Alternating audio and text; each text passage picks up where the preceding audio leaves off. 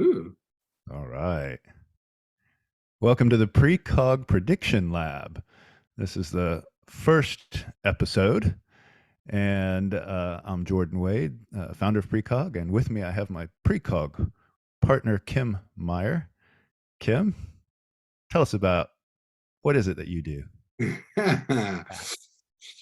Yeah, well, I think I'm a pattern recognizer and futurist. And In particular, I've been focused a lot on uh, embracing and endorsing change in the marketing and communications industries for a number of years. That's great. I mean, and the reason I have Kim on, the reason we do stuff together is because we really, we've had a passion for trends and different signals out there for years, and we formalized it at an agency, Freeman XP, that we kind of co-created and launched the Freeman XP Trend Lab, which was great. And I Love my remember, lab coat. yeah, we would just sit there and go through the latest and greatest stuff and review different trend reports and our own analysis, and it was fun. And then, yeah, when we parted ways there, they kept the IP, which was good. And yeah, since then started the Precog report, and today we're gonna jump in and what's great about Kim is that he can talk about anything. He's got some. He can talk about chewing gum for an hour. He's Exactly. a walking Wikipedia of There you go. information. It's my And son gave me a mug that says, "I don't need Google. My dad knows everything." There you have it. so I think what we'll do is what I want to do is go through the 10 different signals from this report, and we'll go through them and then discuss them. And I think it would be fun to really kind of look at how they influence the future and predict what we see in the next year or 5 years or 10 years or 50 years or whatever it is. But just kind of put our money where our mouth is, and then we can always check back and see how our predictions are going. Okay. What I'm going to do is share my screen. Now we're reviewing for you in the that are listening to this as a podcast. We will try to be as descriptive as possible, and for you that are watching this on YouTube, you'll be able to see everything. So, Kim, you can see the screen all right, right? All Oh, good. good, good. So this was Precog Report, volume 68, and what it is, we're not going to go through what it is in a tweet because we're just going to jump right into it. And I'll set it up and then just set up this first one, and then Kim, it'll be great to get your thoughts. So this is an article from Scientific American, and I'm actually pulling up the article on the screen so everybody can see it. So with Precog, you just click on the image, it takes you to the article. And it says, space elevators are less sci-fi than you think. And this is an article written by Stephen Cohen, who's known as the space elevator guy. And it says, I've been working on space elevators for almost 20 years. And though we still have issues to solve, we are getting closer to making them a reality. And what's interesting is he goes into his article, and there's a great quote that he had from Arthur C. Clarke, who's a writer. Is he the one he wrote 2001, right? Yeah, that's right. Yeah. So known for that. And in 1979, he wrote this book called The Fountains of Paradise. And he actually kind of came up with this concept of a space elevator.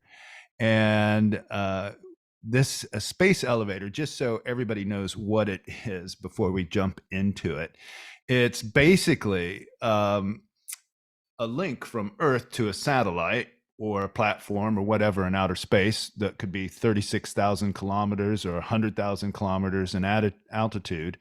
And the way it works, it would almost be like dropping a cable down from a geosynchronous satellite. And so a geosynchronous satellite, for those of you who don't know, is one that follows the exact position above the Earth and rotates with the Earth in sync. So a lot of our telecommunication satellites are right above us, so they can bounce signals back down to us.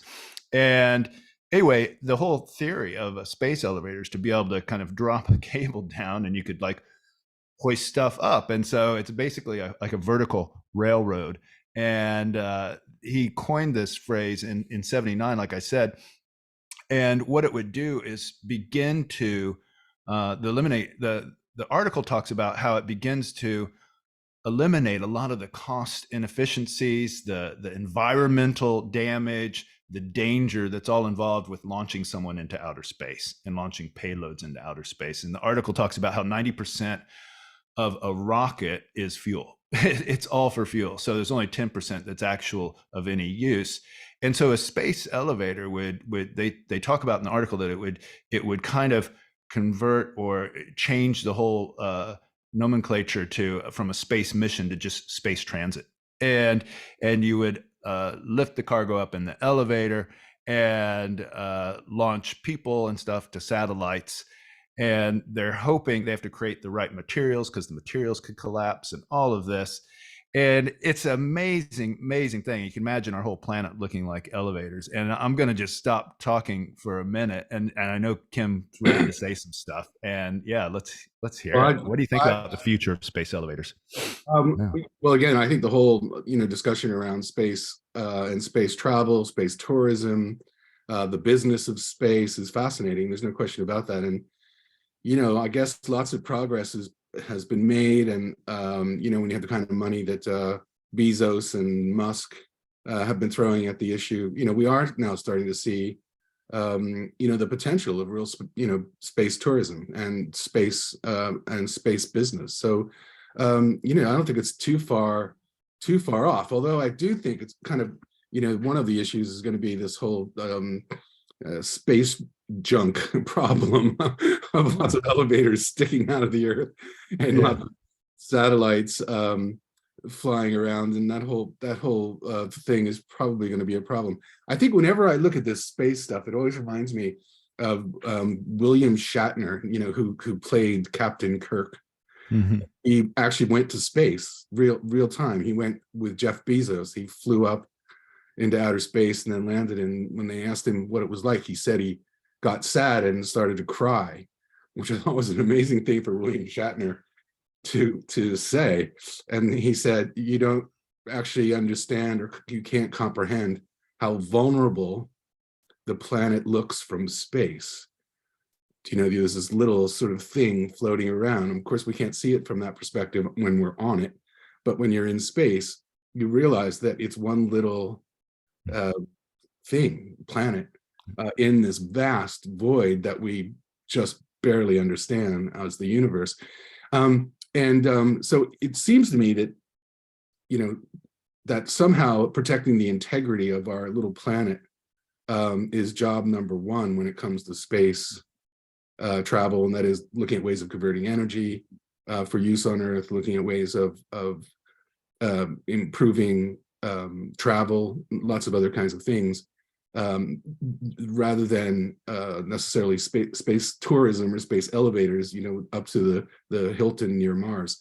So I think it's an interesting trend. Yeah, I mean, I love that. When you were talking about the space debris and space junk, we've had other PRECOG reports that mention that there's, when satellites, sometimes they're destroyed, sometimes they break apart, and you can have something, like they say, a size of a screw that could just puncture and explode a spaceship or a satellite that's up in orbit. And I never ever thought of that with the space elevators.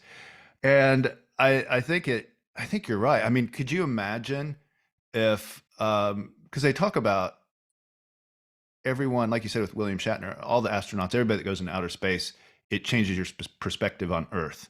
Yeah. And what if, we moved all conflict resolution meetings, between Ukraine and Russia, and they have to have a meeting, and maybe there's like a UN platform that you take the space elevator to, and that's where you have your meeting, and it gives you a new perspective, on everything. That could be amazing. That could be amazing. That could really be amazing. And actually, there are stories now about investments being made in the whole idea of building space hotels, if you will, platforms, satellite hotels that are floating around in outer space, that they will be able to shuttle tourists to, or business, have business meetings in, and lots of other kinds of things. I mean, those things are not beyond the possibilities. And so that's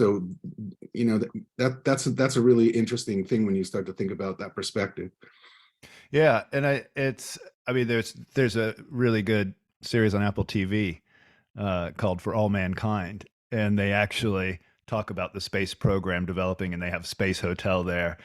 which is again like Stanley Kubrick's. Yeah. And I think it's fascinating. I know, and we've shown some in the past, and I know that Bob Bigelow's company was looking at creating Space Hotel. It's incredible, and it'd be great if you just have this giant elevator that can take you up, and at the end you don't have a satellite, you just have a hotel. Or it could be fascinating. I love the and of course it makes me think of like, well, that could put SpaceX and Elon Musk's program out, and then of course he'd probably create a space elevator, in response to it, to stay ahead of the game.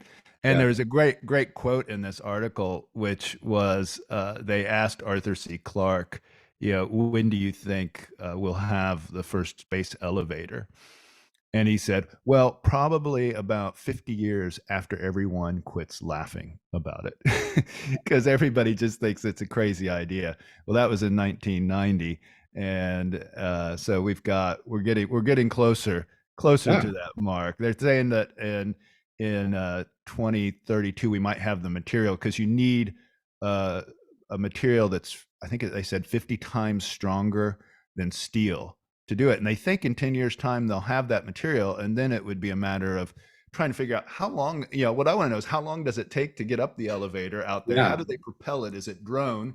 I love the idea that there's this probably like fulcrum point, like a teeter totter, where you get to a certain point and obviously the gravity gets less. So then it's easier to bring everything up until you're Yeah. just kind of floating upwards. So it's amazing. Yeah. And That's fascinating. Yeah, no question about it. And then I want to just kind of throw out there, what would be some, cool ideas that could be at the top? I mean, you could have a hotel, a hospital, a prison, you know. Kind of Jack and the Beanstalk golden egg up there. Yeah. Totally. It could be absolutely amazing. So what are your predictions? When do you think we will have the first space elevator? Yeah. It's interesting. I'm sure the article's very positive on it. Obviously, if he's known as the godfather of the space elevator, but I think um, it just seems to me that there's a lot of investment going into areas that can be commercialized quickly. Mm. And when you think about that, I mean, for example, they're even talking about long haul travel now, using space to cut travel times, between New York and Singapore, down to a matter of a couple of hours versus, 12 hours. I think, those kinds of things, and using space in those ways, the whole idea, for example, of of having solar space stations that project solar energy from the sun back to Earth. There's all kinds of things, I think, with commercial application. I think we'd have to really understand probably the cost benefit of a space elevator in terms of the commercialization of it, because in the end, Musk and Bezos, they may be adventurous, but they're also business people. I think Yeah. there's going to be a real need to view the commercial realities around space investment as we move forward. Yeah, I couldn't agree more. I mean, it's great that it's kind of been privatized, because it's really accelerated space, Absolutely. and it's Absolutely. really caused all the governments to kind of up their game as well, which Well, is and that's another issue too when you talk about space elevators. I mean, who owns the space elevator? Which country owns the space elevator? And yeah. yeah, If it's on your private land, or if it's or do they have to be in the ocean in case something falls apart and the who whole owns thing space? collapses? I How mean, does we're that still work? we're still fighting over the seas, for crying out loud. Yeah. Who owns space? So yeah, it's interesting. It's an interesting concept. Yeah. Um, um, but I think the point that you were making earlier about if business leaders could really gain the perspective and the view from space of the Earth and its its fragility, really, in terms of humankind. I think that would be a really powerful message. Yeah. No, I couldn't agree more. I think that uh yeah. So okay, let's wrap this one up, because if we spend this much time, we'll be here all day. The I'm going to make the final precog prediction. I'm going to say the first cable drops in 2032. I'm going to say they're going to accelerate that material process, AI, machine learning, private investment, and we'll get that first cable drop within 10 years, and that is going to be a sight to be seen. Yeah. So cool. Well, next, let's go to this is a real solemn one, which, and one reason I had it in the precog report, I always have patterns with how I kind of organize everything. And this was a really interesting pattern because it started to look like a space elevator. Again, if you're looking at the visual on the left. And this is an article from DZine and the Design magazine. And it's basically this this studio called Week, WEEK, envisions Qatar World Cup Migrant Worker Memorial to reflect the scale of the humanitarian disaster. And as you may or may not know, over 6,000 workers to build all of the stadiums and infrastructure for the World Cup that's happening as we speak in Qatar.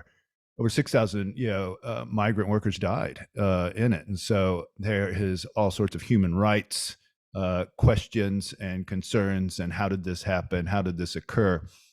And to raise attention to it, this studio Week, they created this memorial, which if you're looking at it here, it is all of these kind of giant stacked concrete blocks with numbers on them.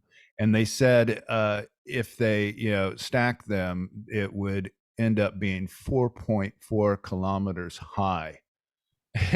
And so it's incredible. I mean, you couldn't have that structurally. It'd probably topple over unless we get that material to kind of reinforce it with. But what's fascinating about that is that there hasn't been the outcry as much as when World Trade Center, which was tragic, when that was destroyed. And that was, I think that was about 2,000 people died, so, or almost 3,000. So this is twice as much, of that. And it's amazing that we don't see that this is also a disaster of life and everything. And yeah, but this is what's interesting. I wrote that this is kind of the future of memorials. And I think, there's been a lot of things on memorials, COVID memorials, we have war memorials to the World Trade Centers. We have all sorts of memorials. And you can see in this article, they're using this to also make it a statement. And Kim, what are your thoughts on future memorials? Obviously, Qatar is in the headlines, because of the World Cup. And I don't think there's anything particularly unique about workers on these buildings dying. I don't know what the number of workers that died in Dubai, building Dubai is, but it's probably just as high, if not higher. The use of forced labor and abused labor all around the world is something that we should not be building monuments to, but ending, in my view. I think the other thing about these memorials and memorials moving forward is to kind of look at what's going on now in our world in terms of history. Memorials are built, they're built to, in some ways, to make people aware of something, or to celebrate something, or to, something to last into the future, so that we have that memory. And yet we see all over the place now activists wanting to tear down historical memorials and historical monuments, because they may have been built by slave trade, they may have built by the South during the Civil War in the U.S. They may have been, the history of them has become under, and looking at memorials as historical documents of our past, a past which lots of people now debate and or don't want to remember. Mhm. Makes the whole memorial thing a really really interesting one. Um, and again, who gets a memorial? And why Qatar World Cup Memorial Tower? Why not? Lots of other places in the world, from Zimbabwe to the Congo to Eritrea to, where thousands and thousands and thousands of people have died due to, well, Yeah. poverty and bad politics. I think you bring up a great point there, and it could be quite interesting, to challenge studios like this to say, what other ones should there be, to raise awareness, because I mean, obviously this is one that they latched onto, which was, awful, with all the migrant workers that were killed. And it's right. It should bring attention to everything else that's out there. Why don't, and maybe it's all the unbuilt memorials. Why aren't there? Why isn't there? Well, Yeah. again, it costs money to make memorials. So, who has memorials? Yeah, well, that's the thing about this, because they're not building it, That's what I which mean. which would be great. But yeah, maybe there ends up being, hey, why don't we make a precog prediction here and just say that in the future, in like 5 years' time, there's going to be a memorial website for designers to create non-existing memorials, you know, Yeah. to It's raise interesting. awareness. And I also think, when we look at memorials in this way, with this kind of structure, I mean, it's beautiful and it would be really interesting. It does cost a lot of money. It is ultimately co-opted by the system around it in one way or another. I think a lot of great memorials are the ones that are that we make ourselves. People, a spot where people congregate always, and it becomes a thing. It could be a memorial. It could be a shop, a corner shop, Yeah. which goes back in history. It has a long history and of people coming there and families coming there, and those kinds of things are memorials to our history as well. And also, you're driving down the road and you see those bouquets on the side of the road where someone obviously was injured or died in a car accident. Those kinds of memorials are very personal. They tell a story right away.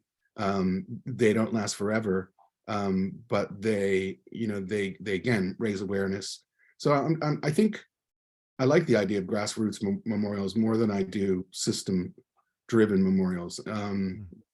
I think in some ways that is the future of memorials.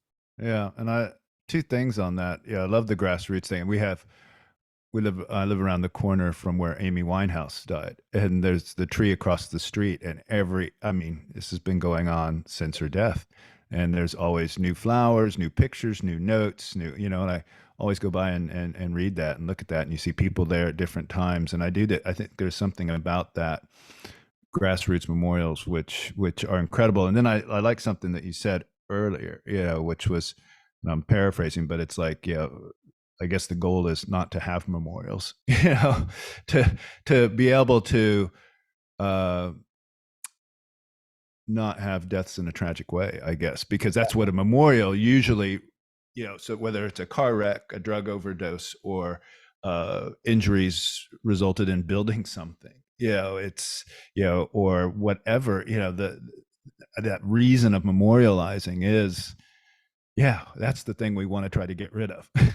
Right. And again, if this issue in Qatar is taken seriously, the real memorial would be that no one would have showed up to play football there. Yeah. Of course they Well, which brings us to the next one too, because I mean, it's, everybody wants to protest at the same time they're interested in it. And the next one that we're going to look at is exactly that, again involving Qatar, where they were banning the One Love armband from the World Cup, and which is just it's take a stand and raise awareness, and take a stand against homophobia in Qatar, and everybody's heard the stories. Don't have to go any deeper than that. However, what I love are really thought out, inspired solutions. And this was done by TBWA in Paris. And it just says, it's the One Love protest armband. And do it with the Pantone colors, except without the color, just the numbers. And Yeah. to me, that's genius. And I wish that the football players would be wearing that. Yeah, because I think that there were 7 countries. It would be great.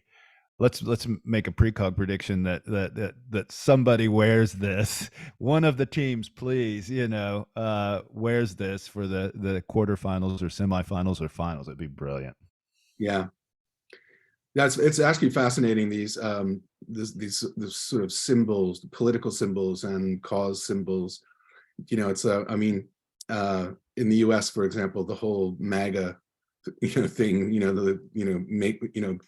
make America great again, the whole Trump inspired flags behind him all the time, the use of colors, and patriotic colors and all those kinds of things that are being used to politicize and the messaging.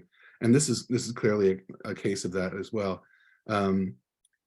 This is really interesting because they're basically getting around a regulation where they were prohibited from wearing the colors, including the hats and everything else.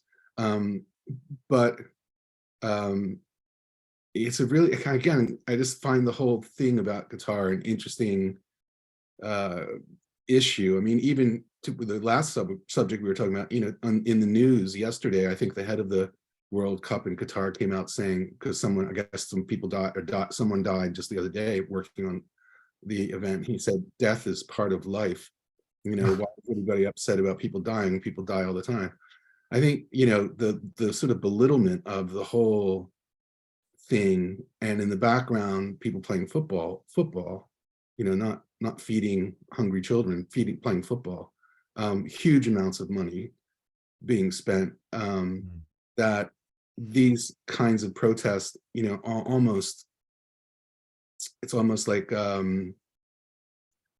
it's almost like a lost cause in the middle of the realities of the money world we live in. So it's fascinating.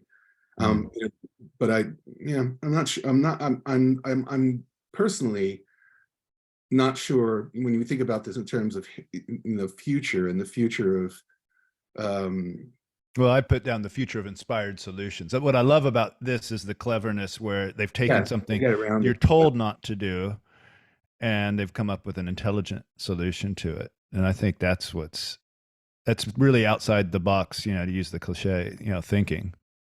Yeah, and I guess the problem is that only creatives like you and the creatives get it. I mean, I'm not sure that the football.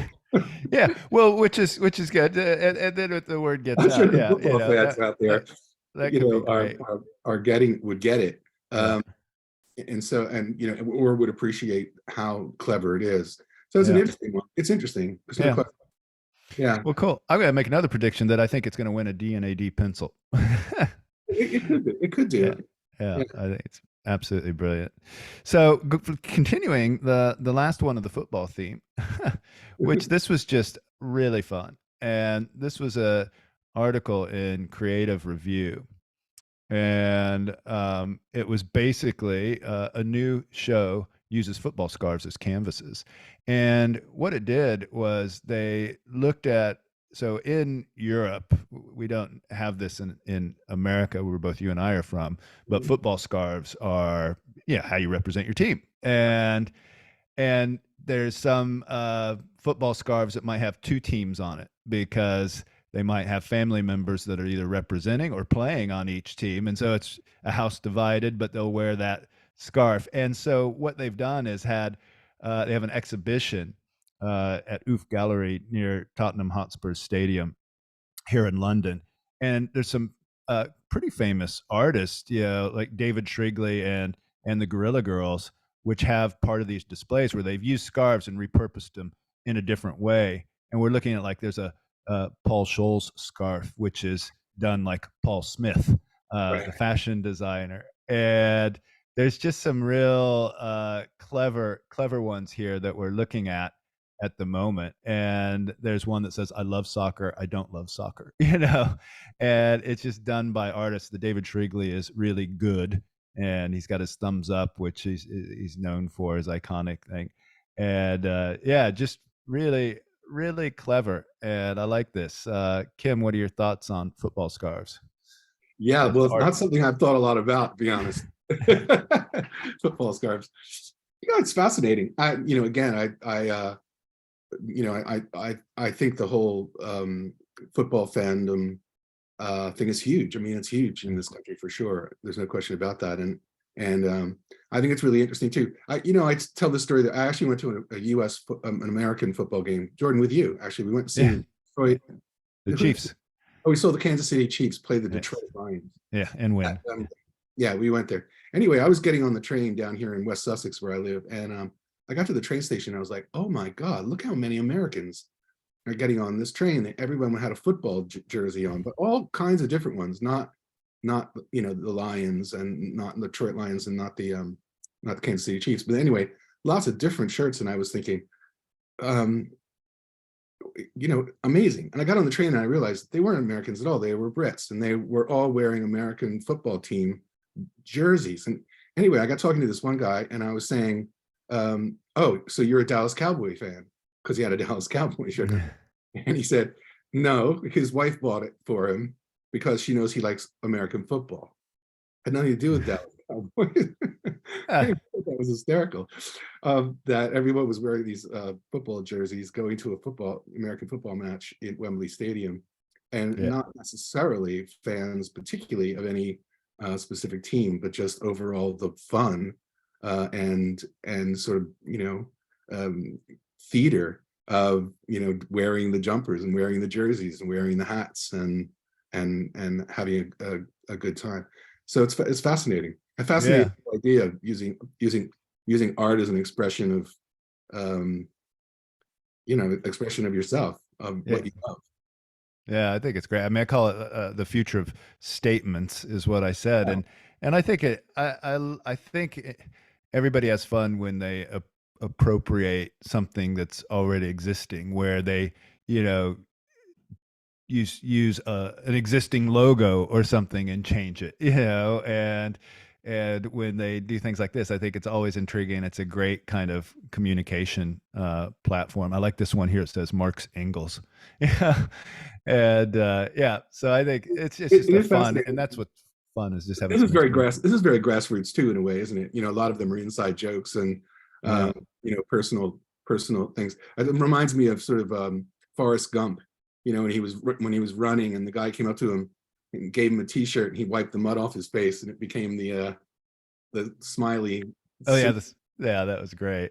Yeah, it is. Yeah, I love. Yeah, I think it's fantastic. So it's a fun one, and but it builds on what we saw from the armband, and that you can make all sorts of political statements too. You can make any kind of statements, and it's just a fun way to kind of look at art in a different way. This next one, I I was really intrigued and I'm fascinated about this. Yeah, with all of the legalization of marijuana that's going on in different countries and states in the states, and they say that next is the different psychedelics and microdosing, that there could be a market there. And this is from DZine, and this is an article that says Layer, which is a design company, imagines unexpected edibles for microdosing psychedelics. And this is there's a company called Kia, which I probably am mispronouncing it, but what they do is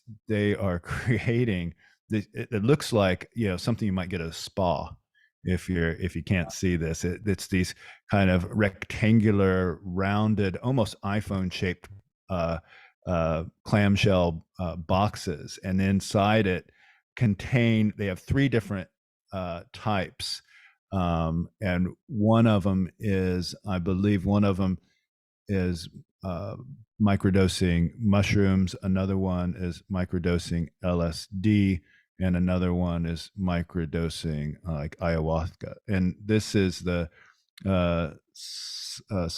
psilocybin pasties. It's basically gummies, yeah, which are made out of magic mushrooms, and they look amazing because the design in it looks like a mushroom, and they're very colorful. And then they have acid, LSD used to be on probably still is, on pieces of paper, and it would be printed up. And so they make these little wafers, and then the final one is they make these little pucks like you would find for coffee or whatever, loose tea, and that is the ayahuasca pucks. But this is this is incredible how they're taking the future of microdosing basically, and legalization, and creating a almost like a luxury brand out of it, Yeah, wouldn't you no say, question. Kim? It's a Yeah, luxury for sure. Yeah, no question. Yeah. Well, it's beautiful design. There's no question about that.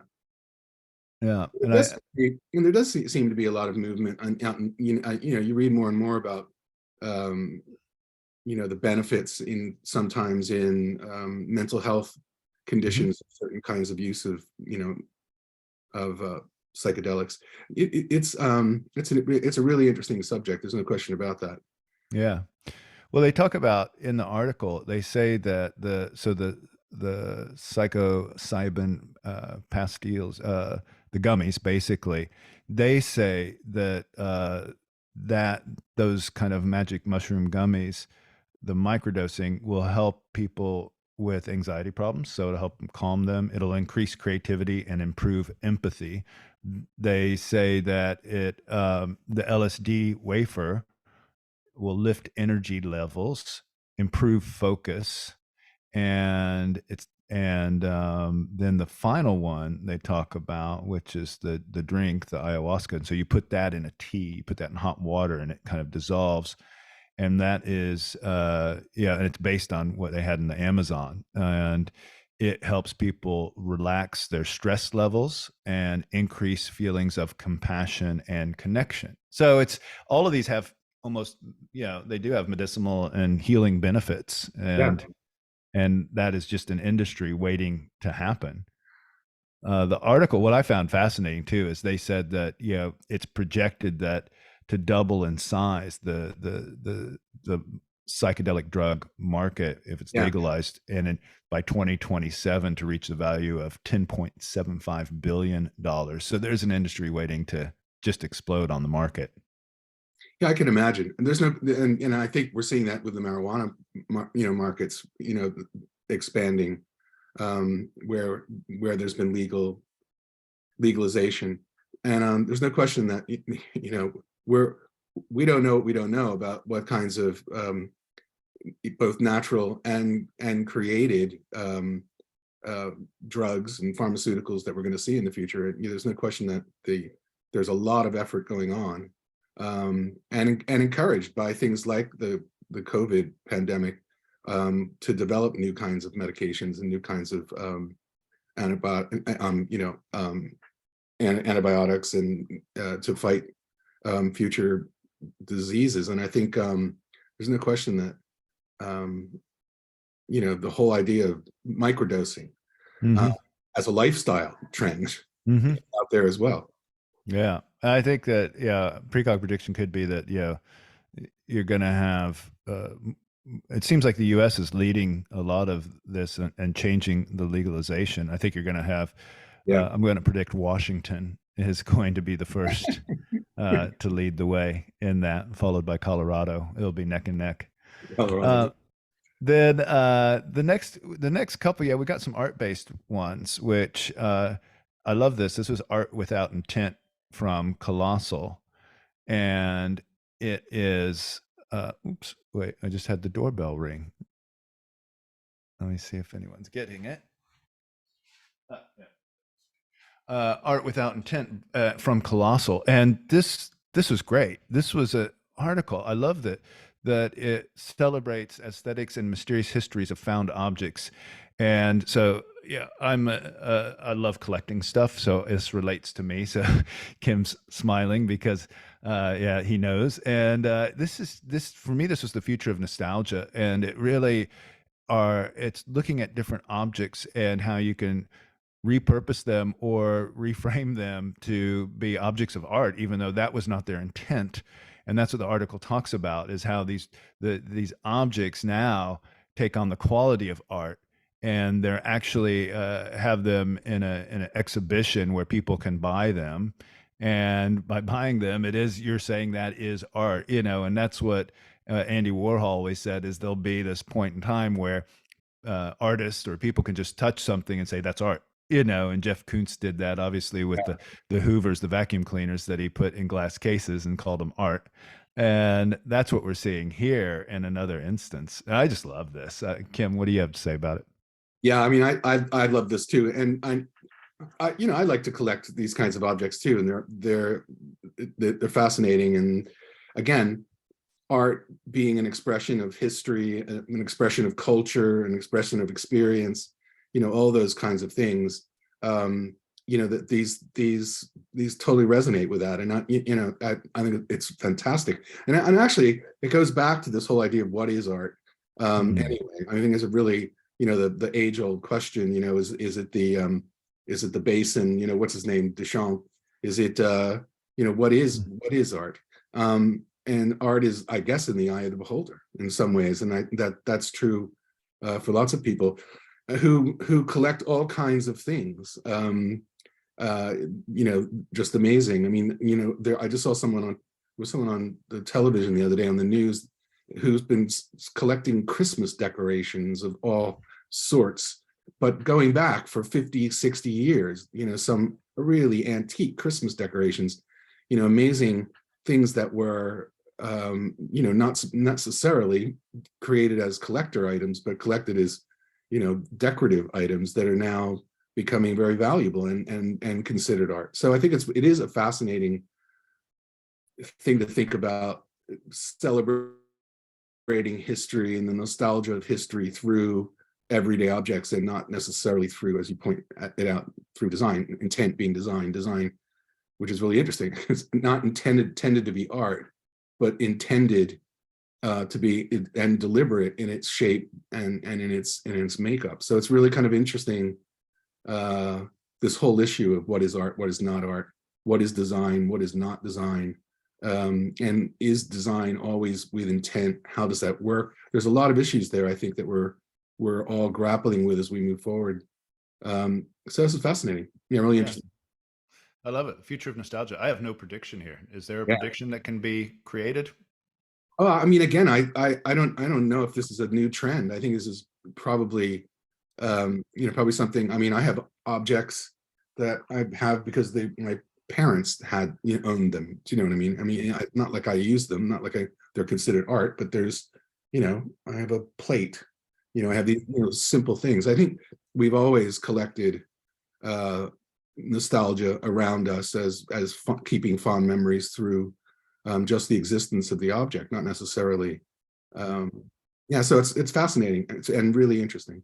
Well, yeah, going on that same, also in Colossal was this other article about vivid paintings, that by a group called Mamur, and they take a wry perspective on climate crisis. And what we see here are these just gorgeous. They used to do a lot of large scale street art, Wow. and they're just showing this vivid blue, kind of ice sheet that's cracking, and then very small people. Almost looks like that tilt shift photography that people did to take photos and make people look like they're in a model train scenario or something. It has that kind of feel to it. And then they have like a whale as sushi and people floating on icebergs, and they're very dramatic, vivid. They have this one whale that is chopped up kind of like a Damien Hirst Yeah. shark, but inside it is a sushi Sushi roll. roll, which is salmon nonetheless there, which is Right. funny. And then they just have all sorts of different close-ups on it. I just find it really kind of a great way. Again, this is like raising awareness about the human rights issues in Qatar. This is raising issues about climate change, and I find it really, really interesting. What are your thoughts on the future of climate change and as crisis art? Yeah. Well, obviously, I think that art's always been inspired by conflict and by issues that the world faces. I think these are beautiful, and clearly we're going to see more of this kind of art as we go forward. As we saw, for example, we see anti-war art, we see lots of that, art that reflects the struggles of our society and of our culture. So I think it's beautiful and amazing. It's amazing too. I was at an event last week in Barcelona, and they were showing deep fakes, and they were showing how machine learning now can create art by recognizing patterns in other art. So in other words, it starts to understand certain images and it can create pictures. And one of them was, they said salmon in a river, and the machine generated an image of pieces of like salmon, smoked salmon, floating in a river, which was technically correct, but missed nuance of what it was trying to communicate. And I think this is overcoming the sort of subtlety to bring the nuance, so that you really are clear on what it's trying to communicate. I mean, I love that anytime people talk about pattern recognition. Yeah. And that is interesting how the AI learning is. And you see a lot of that AI art, and it could end up looking a bit like this as well. It is amazing. I think these kind of things are great because, again, they just bring attention to an issue in a different way. So you're not reading the headlines of the newspaper, and there's this whole kind of sometimes climate fatigue going on. And so to disrupt that, I think it's a really, really powerful thing. And I think, obviously, I don't have to predict that, because we are going to continue to see more art like this. No question. The next one that we have, and I love this. This was an article in Design Boom, and the video is really cool. It explains it, and it's called the Triton WEC is a floating electric generator that extracts energy from ocean waves. And when you watch it, it is this yellow kind of thing. I would say it's probably, gosh, how big is it? Size of a garage, maybe a 2-car garage. Yeah. And it's this yellow thing. It's floating on the water, and underneath it are it's floating off the coast, so it doesn't have to go too far away, because the whole premise is it collects ocean waves and movement and transforms it into energy. And what's unique about it is it does it from all angles. And then 2 people can fit in this. It looks like a little miniature yellow submarine almost. Wow. And it can't be too far out in the middle of the ocean, because I guess it's tethered by an electrical cable, so it can be as far out. I guess we have the transatlantic cable, so I guess you can have it as far out as you want. But what it does is it collects and then stores and provides clean energy for coastal areas, or however they want to do that. And I just like it as I'm always fascinated by the latest thing in clean energy. And I like the notion of collecting, and that you can have multiple ones of these to use ocean waves, as energy. Yeah, no question. I mean, again, not a new, I haven't seen this approach before, but there's no question that, we can derive a lot of energy from the motion of the sea.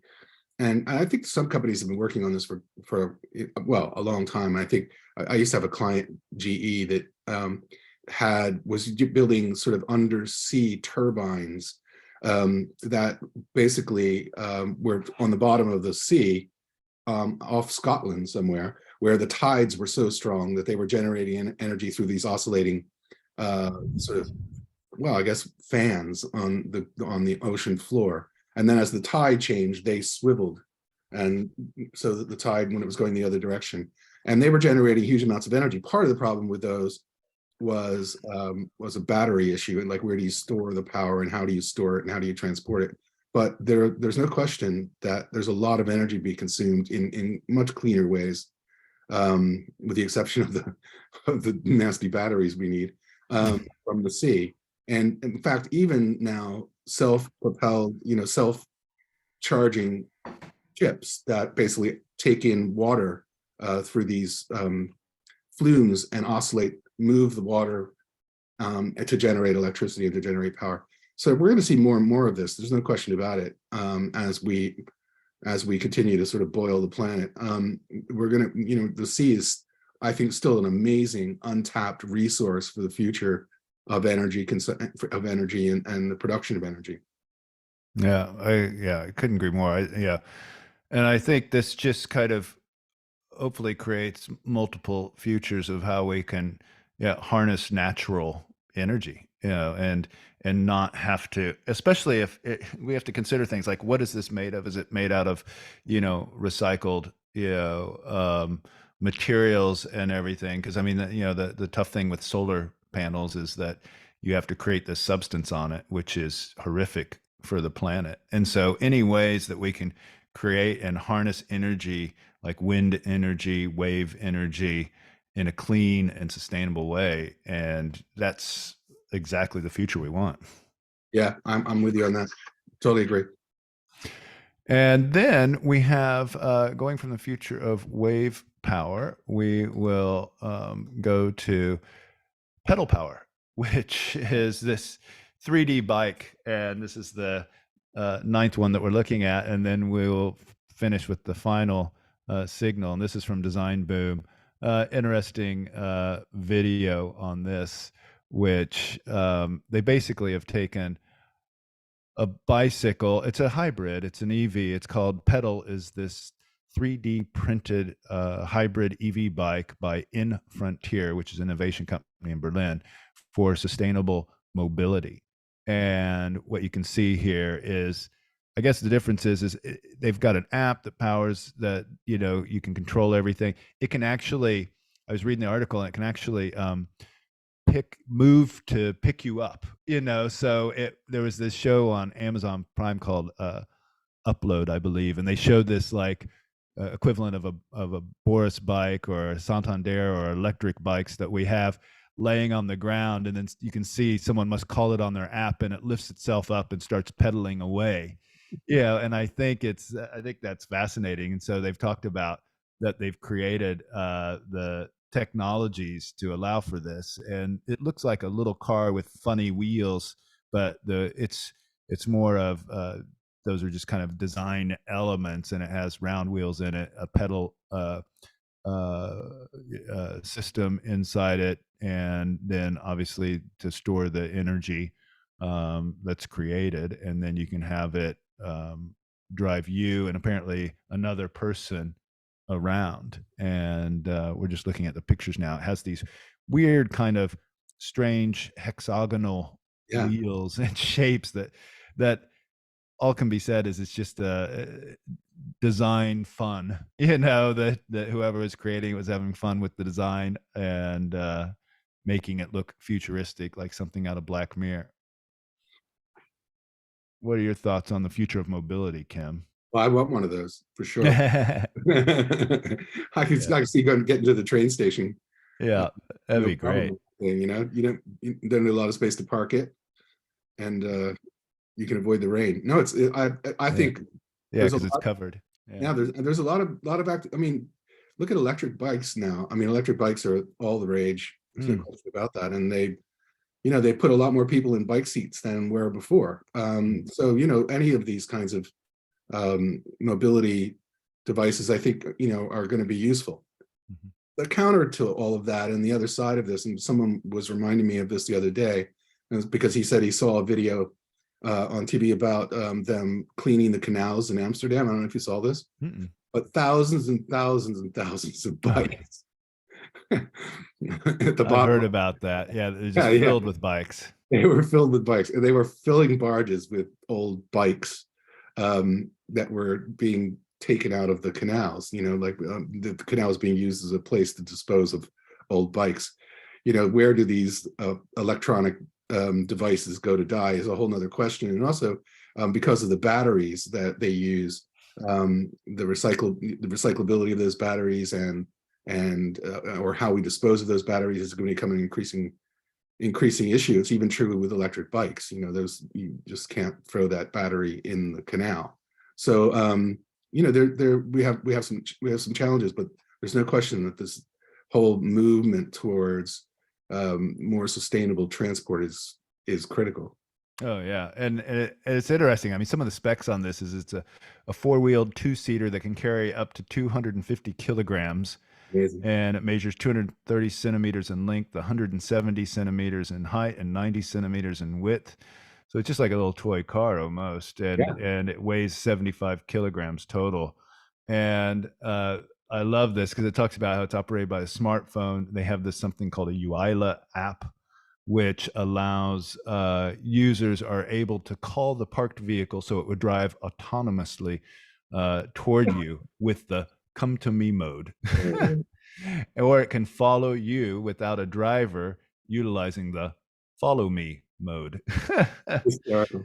So they're looking at production of these in 2024, and yeah, apparently the market is massive for this, and that they're expecting 750 million electric two and three and four wheelers to take over the roads globally by 2040. I'd So be really interested to see the impact that they have on, the infrastructures, urban infrastructure, for example. I mean, we struggle enough with bikes, with bicycles, sharing roads with cars today. I wonder how this changes, how we start designing roads and, commuter, yeah, I it's, think you're right. I think the future of mobility is that, these cities that aren't designed like Copenhagen and Amsterdam with proper bicycle roads. I think that's what we're going to start seeing more of, is that you'll have more and more. London's pushing it, but they don't have the bike lanes to, they're starting to, but I think it really, is something that we're going to see in the next few years. yeah, That you're going to have proper electric mobility lanes for this, because you have different speeds. You have bicycles, and then you have the electric bikes and scooters that are faster. So it's almost like you need a exactly. passing lane or something. So it is going to, It'll be really probably interesting. switch to a point where it's going to be the opposite. The small road is going to be the cars and vehicles, and the big roads are going to be all these EVs. Yeah. It's going to be fascinating, no question about that. And it has, and even, I'm just thinking of London and the bus lanes and the buses, and the whole, just being in traffic in London behind these double-decker buses can be very frustrating. So you can just imagine how that impact this kind of vehicle impacts not only cars around it, but also cyclists around it, because it is not a bicycle. It's, Yeah, it's kind of taking up that gray space like the iPad did. Yeah, yeah, it wasn't a computer, it wasn't a phone. yeah, And what do we do with it? And it'll probably reinvent something that we don't even know yet. right, exactly. Yeah. And then the final one is from Fast Company. And this is a really good article that's entitled Seven Ways to Spot an Emotionally Intelligent Leader. And it's really about how leaders used to be hired for their kind of technical proficiency, and that was the quality desired when it came to leadership. They were really good at what they did, and now there's this whole new level where you have to be able to communicate and collaborate and empathize with people, and it's shaken up everything, and it's I love it. I think it's great. And just really quick to tell you, because everybody's probably wondering, what are the seven ways. And the seven ways, the first one is they are sincere. So they're emotionally intelligent leaders that are sincere and honest and real.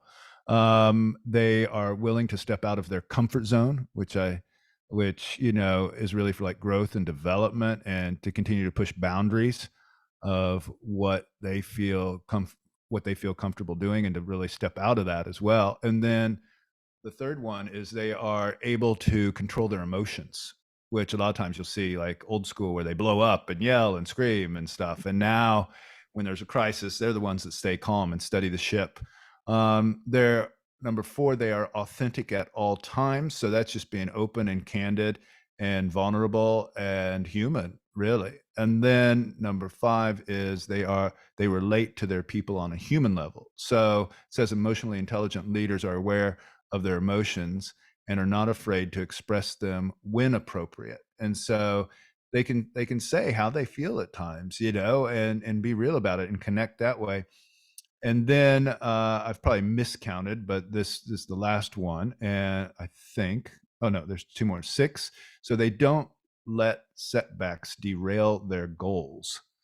And that's really important because a lot of times there can be panic, there can be, oh, let's course correct, let's turn around and everything because we're not going to hit this goal, we've got setbacks. They look at those as ways to learn, and that's exactly what you want to do. And so it's part of the whole journey along the way. And then finally, they don't get sucked into negativity. Now, that doesn't mean they're, screaming optimists and everything, but what they have recognized is that it's not like they're immune to negative feelings, but they never let them take over and set up permanent residence, they say, in their minds. And so, and they tend to surround themselves with leaders that are also forward thinking and optimistic, and tend to distance themselves from those that are negative. And it doesn't mean you can have those negative times, but you just want to make sure that you really outweigh it with the positive, because there's been scientific results that shows that that's a much more successful way to lead. Uh, that's the future of emotional IQ. I think that's a future that's just how everything is heading from what I see. And what are your Yeah, thoughts? I mean, I think this is, it's really interesting. Again, I was at this conference last week, and I had a panel of young people, and I call them young people because they're a lot younger than me. I don't know, they're probably in their mid-20s, and I was just really impressed with their views on the world, their value systems, their interest in diversity and inclusion, their concerns about sustainability, their empathy towards others, their, I mean, just incredible, they just young leaders who I think, hopefully, I mean, I felt a lot more optimistic about my future after leaving that session with these young people who really are pretty switched on. So it's a trend I like to see. I think it's a very positive trend. I think it is about defining values, and what are the most important values when it comes to business, and how will businesses reflect those values moving forward. So I'm all for it. I Yeah, think, and I think this is driven by like you said, the younger generations, yeah, because they're really in tune with inclusivity and totally. being able to be vulnerable and share, and that's how it's almost a natural evolution that we're getting now, Yeah. which is fascinating to watch. So those are the futures. We look at the future of space elevators, memorials, inspired solutions, statements, microdosing, nostalgia, climate crisis art, wave power, mobility, and emotional IQ. And those are the patterns we recognized in this volume of this podcast. This report was made possible by listening to Porridge Radio, so check them out. And yeah, Kim, thanks for this. And is there anything else you want to say? Any closing Oh, comments? lots of fun. I like, as you know, Jordan, I'm a big fan of embracing the future. I think there's Mm. much to be learned about decision making now, based on our speculation about what the future may hold. So I encourage everyone to take, every business person and every person, to take some time out to think about the future, because there are opportunities, there are new directions, there are things that can create a fantastic future. And I also think, in some ways, by understanding these trends, we are better architects of our own and desired future. So yeah, so thanks for inviting me. I think it was really great. Really enjoyed it. Yeah. Oh, it's great. I loved your insights. Yeah, it's like we could just talk about this all day. We do, and yeah, Kim and I run Futurity Lab workshops where we apply all these, in person. And this is just an extra treat for everyone. So you can go connect with us and download the PDFs of these to check them out. There's the director's cut, which is always available on Patreon. And this is just like kind of the back end of the different signals that we captured along the way. And I'm flipping through it like Taylor Swift ticket debacle. We have Elon Musk hired the antagonist George Holtz to fix Twitter. And it's just like all these extra articles, like there's 12 extra ones in this issue, which allow you to kind of dig deeper on all the futures that are affecting us now. There's a Banksy one in here too. I'm always a big Banksy fan. This is about his trademarks and of anonymity, and he gets to keep it, which is good. And so I welcome everybody to download. We'll provide different links along the way so you can connect however you like and stay in touch with the future. And this is Jordan Wade and Kim. Thanks again for being a part and signing off. Until next time, feed your future. Bye. All right. So there we go. That's fun. Yeah.